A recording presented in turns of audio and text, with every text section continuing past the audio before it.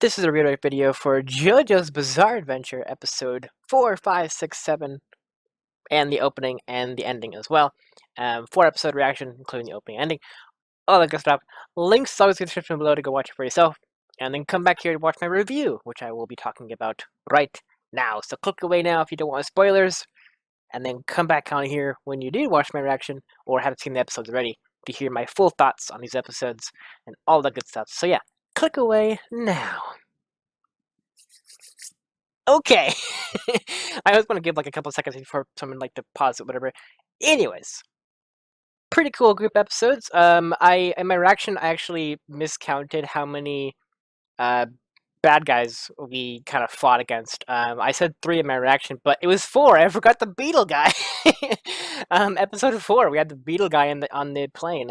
Um, so yeah, it's actually pretty. I like all the bad guys in this one because like so far they've all been unique and like really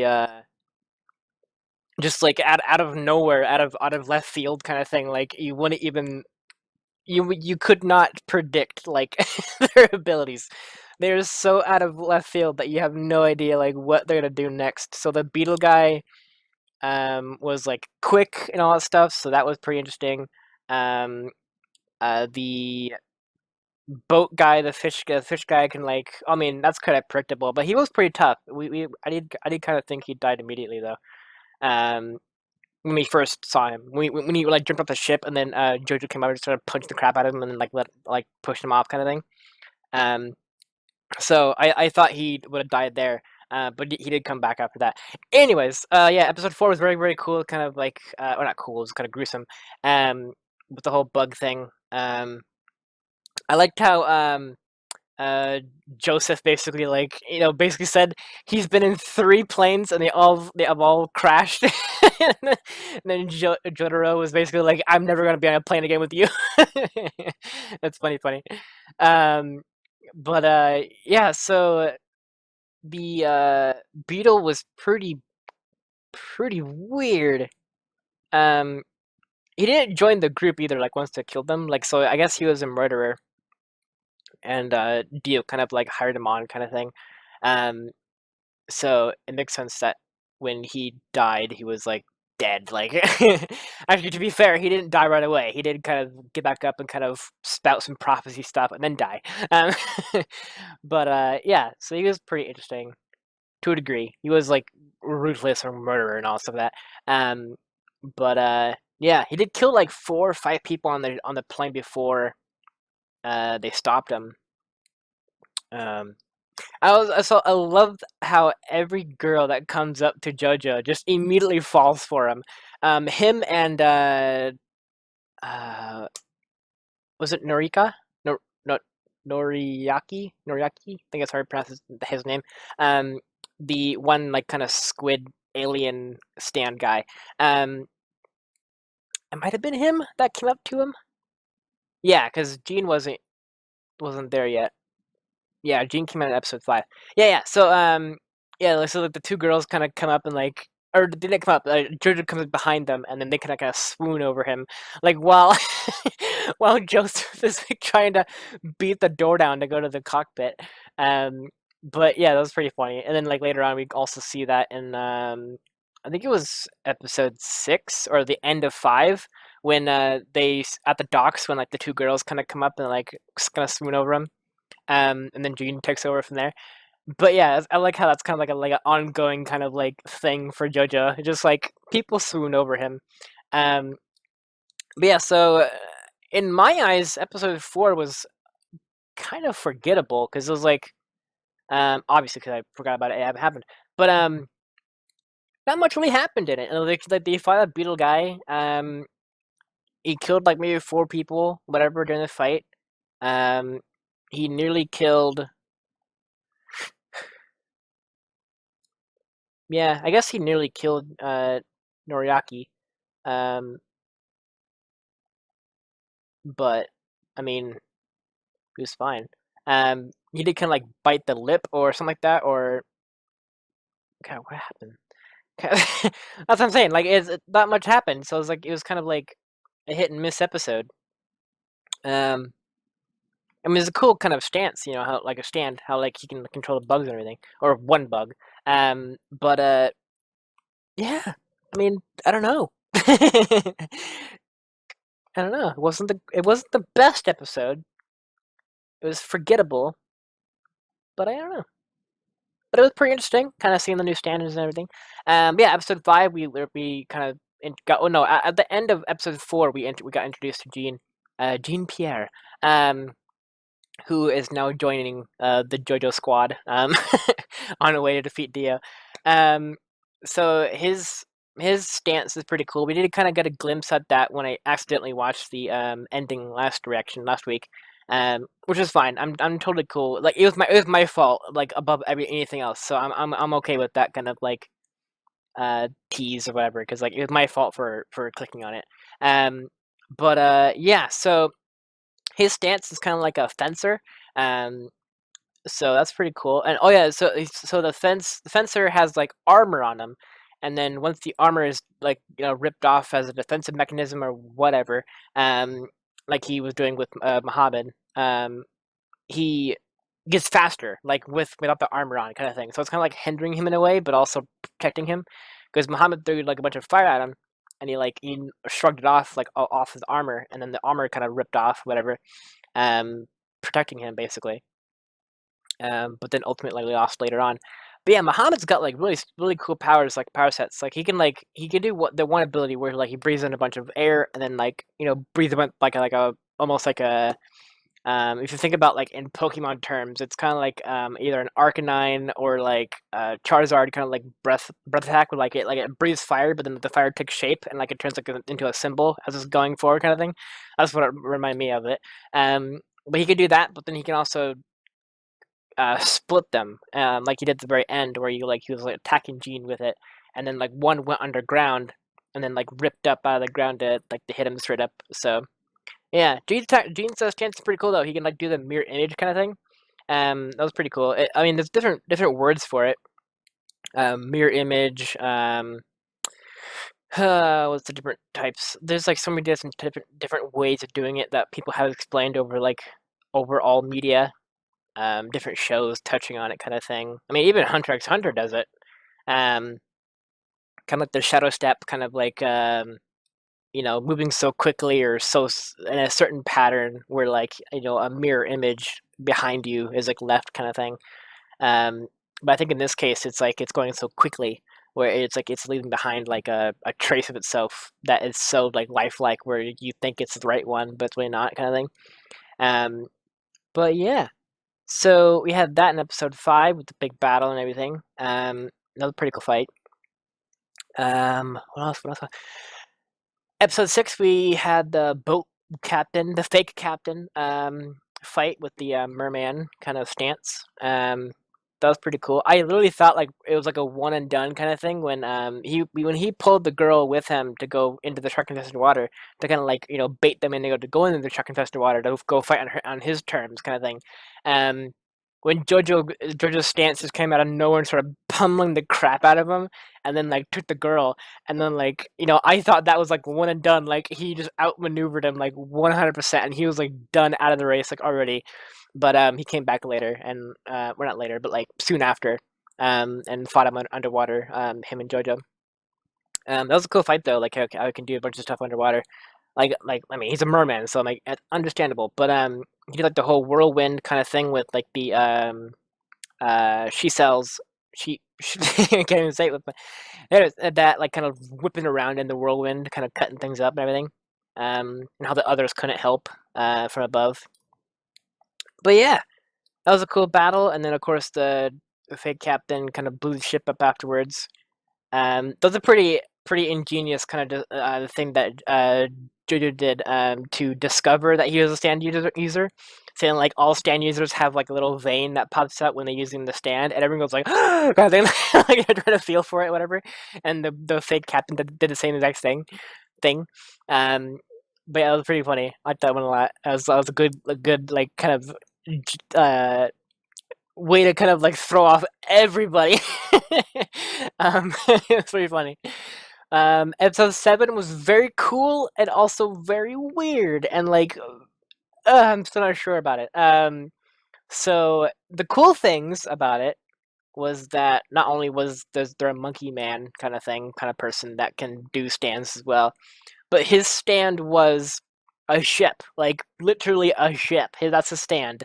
Um, I think how it works was like, basically I think how they explained it a little bit was he can. It was like there's like a rowboat at the very end where like the ship kind of disintegrated and turned back into like the rowboat. I think the monkey man walks into the rowboat and then kind of like injects his stand into the rowboat, and the rowboat kind of like just like mutates and like grows and everything to the boat or whatever object that he wants to, um, which is very cool. Also, that one was huge, and like everyone else kept saying that too. How like he was and very impressive power. He was all about strength and everything. So yeah. Also, that one, like the stats on that one on the boat were like I think A was or not A. Durability and power were all like kind of max, and everything else was like E, like very low power and low potential, not low power, but low potential precision. Range and speed were one up. I think they were a D or something like that. But the rest, like durability and power, they were both at like max basically. Um, but yeah, it's a really cool stand and how you can use it and everything. The weird part of that episode, the weird part and the disturbing bit, and like everything in between was a little girl. As you many of you know. So that was unnecessary. I guess I don't know. Obviously, as a little girl, I don't know how old, but too young. Too young, definitely. Very, very so. Very, very so. Way too young. Um, maybe it's old enough in Japan or something. I don't know, but it's way too young in the states. Um, Definitely way too young. So the fan service on that was unnecessary. Definitely, 100%. Um, but yeah. I get also I like how the monkey guy is like he put himself in a cage where obviously he can get out anytime because his stand is the cage kind of thing. But he put himself in the cage and then he put stuff in the cage to like entertain himself for a little while like everyone searches the ship kind of thing. Like it was kind of like a weird. The whole thing was weird. Like why not just start attacking them like right away, like kind of thing. Like while they're you know un not doesn't know that it's the monkey that's doing it, kind of thing. Um, he could have stayed in the cage the entire time and like had his ship take care of him. Um, but yeah, that was really strange. The whole episode, it was cool because of how the scale and everything, but it was very odd in a lot of situations of the episode. Um, but yeah, the opening was pretty cool. I liked the opening a lot. It's kind of like that 3D model kind of thing, like the other part one and part two had. I think part two had less 3D, if I remember correctly. I could be wrong. I could be 100% wrong. I apologize. But I feel like part two's opening didn't have very many scenes with the 3D models. I know part one did a lot. Um, Maybe part two did. I just didn't notice it very much. Maybe it was the art style that they went with for the opening, but I did notice it in this one quite a bit. The part three opening, um, and then we also watched the ending again as well. And I appreciated it as well. So yeah, there's not much for me to talk about. Oh, I guess the old lady, that Dio is kind of like with now, or the old lady is with Dio. Apparently she helped him recognize his stand, kind of unlock it. It seems like, and then is sort of in a way like a fortune teller to a certain degree. Maybe not as much as Muhammad, but like, or maybe more so than Muhammad. I don't know. But she seems to be like helping Dio out, and Dio's pretty okay with it. Um, yeah, I'm wondering if later on that's gonna like. I'm wondering if Dio like even cares that she's obviously he doesn't care. He doesn't care about anything. But like, uh, why does he keep her around kind of thing? Like maybe for information, maybe for her powers, her abilities, that kind of thing. I forgot what she said, but she said something about her helping maintain Dio. And I have to go back and watch that scene because I did kind of miss some of it because the text was kind of going by a little quickly. Um, but I think that's basically what it was. Like she's kind of maintaining Dio to a certain degree, or masking him or something. I don't. I gotta look back and watch it again. She mentioned that there's 6 more stand users that stand against Jojo Squad and Dio. So Jojo has to go through like 6 people to get to Dio, kind of thing. Or at least the 6 more left. If they're all gonna come out before Dio, who knows? Yeah. So also one of them is one of was it Jean? Yeah, I think it was Jean Pierre. He mentioned that his sister was killed by a guy with double left right hand? Right hand, yes. It was double right hand. So his hands are like that kind of thing. If my fingers were backwards kind of thing. Like it was double right hand. So the old lady as well is like the the the mom or whatever. I think the mom, grandchild of the old lady. Um, I think it was grandson. But yeah, so that's kind of coming up. He's got like some kind of bubble shield. Um, Not much to gleam on that. He's strong. I mean, all of the stand users are strong, so it's not doesn't really stand too out of the ordinary. Um, yeah, I don't know.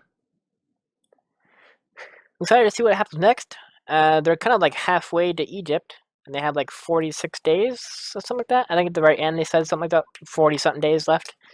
Um, I think, I think it's 40 something.